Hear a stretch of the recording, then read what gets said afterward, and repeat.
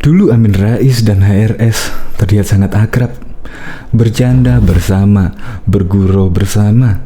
Bahkan setiap aktivitas yang dijalani oleh HRS, Amin Rais selalu paling depan membela HRS. Tetapi sekarang apa? Gara-gara pernyataan Amin Rais bahwa TNI Polri tidak terlibat dalam kasus KM50, sekarang hubungannya terlihat menjadi panas.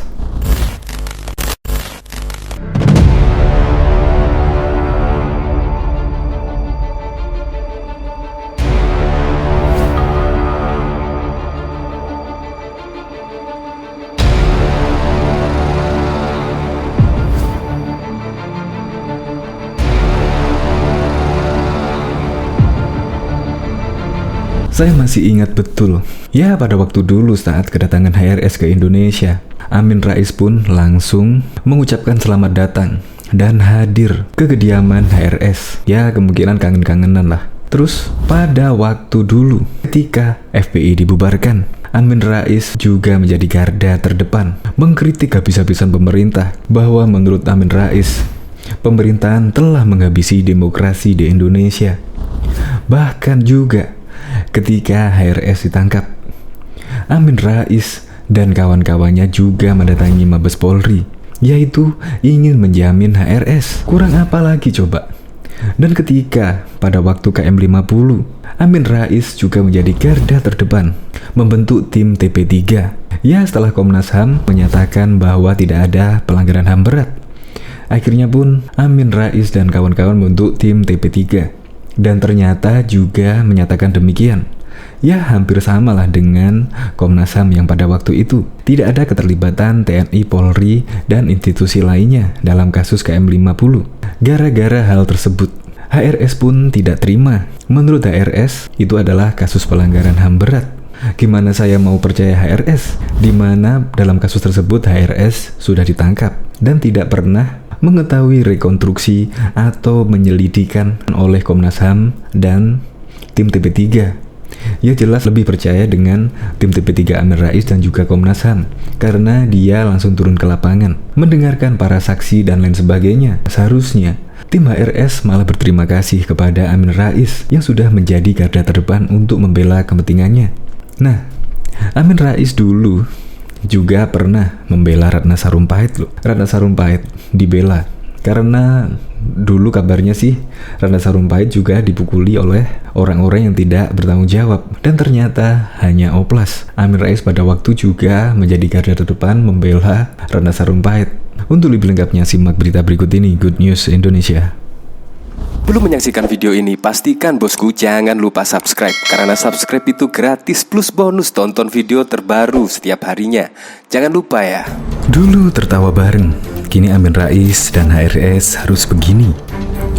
Kesimpulan tim pengacara pencari fakta TP3 terkait peristiwa penembakan Laskar FPI di KM50 membuat Rizik bereaksi keras. Inisiator tim TP3 Amin Rais menyampaikan bahwa TNI dan Polri tidak terlibat dalam aksi penembakan Laskar. Pernyataan Amin Rais itu pun disoal oleh HRS. Sebelumnya Amin Rais menyampaikan kesimpulannya dalam jumpa pers peluncuran buku putih TP3 yang disiarkan di YouTube pada Rabu 7 Juli 2021. Amin sebagai inisiator TP3 mengungkapkan yang disajikan dalam buku putih tersebut adalah fakta-fakta objektif. Sebagian besar berdasarkan data dari jumlah sumber primer, di antaranya hasil wawancara dengan saksi yang berani bersuara, wawancara dengan keluarga korban, dan fakta-fakta dari video dan sebagainya. Setelah membaca dengan baik buku putih itu, secara kelembagaan ini penting, Polri dan TNI sama sekali tidak terlibat dalam skenario maupun implementasi dari pelanggaran HAM. Alhamdulillah kita bersyukur ya, kata Amin Rais dikutip dari detik.com. Jadi teman-teman TNI dari 3 angkatan dan teman-teman Polri, Anda memang tidak terlibat, baik skenario apalagi pelaksanaan. Jadi kita bangga, alhamdulillah. Tulang punggung keamanan bangsa namanya Polri dan tulang punggung pertahanan namanya TNI itu tidak terlibat sama sekali. Amin Rais mengatakan ketidakterlibatan institusi TNI ataupun Polri dalam kasus penembakan Laskar FPI di KM50 merupakan kabar gembira. Justru disinilah kita perlukan keterbukaan dan sekaligus kejujuran serta proses hukum yang terbuka dan transparan mungkin agar selama ini kasus pelanggaran HAM ini yang dibuat remang-remang oleh pihak tertentu dan diharapkan menghilang dengan sendirinya itu tidak akan terjadi. Insya Allah never, tidak akan terjadi, ucapnya. Sebelumnya, Menko Polhukam Mahfud MD di antara hubungan Amin Rais dan HRS, Mahfud saat itu menanggapi pernyataan Amin Rais yang menegaskan tak ada keterlibatan TNI Polri. Terima kasih Pak Amin atas suportivitasnya mengumumkan temuan TP3 tentang terbunuhnya 6 laskar FPI bahwa tidak ada keterlibatan TNI Polri, tulis Mahfud MD lewat Twitter pada Kamis 8 Juli.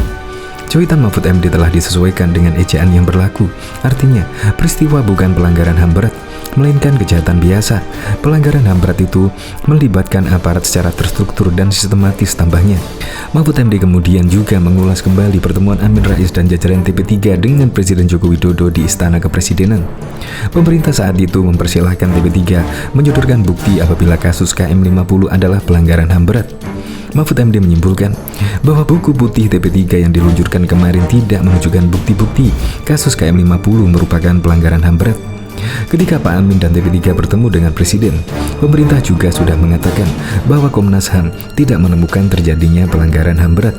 Tapi kalau TP3 punya bukti tentang pelanggaran HAM berat itu, pemerintah akan menindaklanjuti sesuai Undang-Undang 26/2000, paparnya. Ternyata bukti-bukti tidak ada, trims TP3, sambung Mahfud. HRS nilai Amin Rais blunder. Reaksi keras pun disampaikan HRS setelah mendengar pernyataan Amin Rais yang kemudian ditanggapi Mahfud MD. HRS menilai pernyataan Amin Rais tersebut sangat blunder. Pendapat Rizik itu disampaikan melalui kuasa hukum Aziz Yanuar.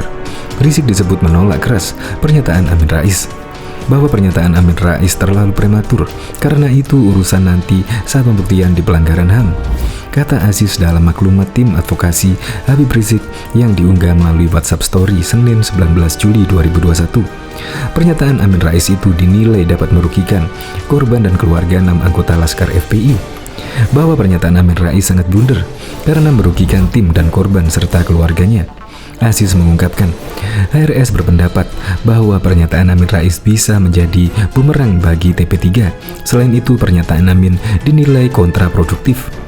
Bahwa pernyataan Amin Rais jadi bumerang bagi TP3 karena Amin Rais ada dalam tim TP3, dan pertanyaan tersebut bisa menguatkan skenario rezim via polisi bahwa tragedi KM50 hanya pelanggaran kriminal biasa.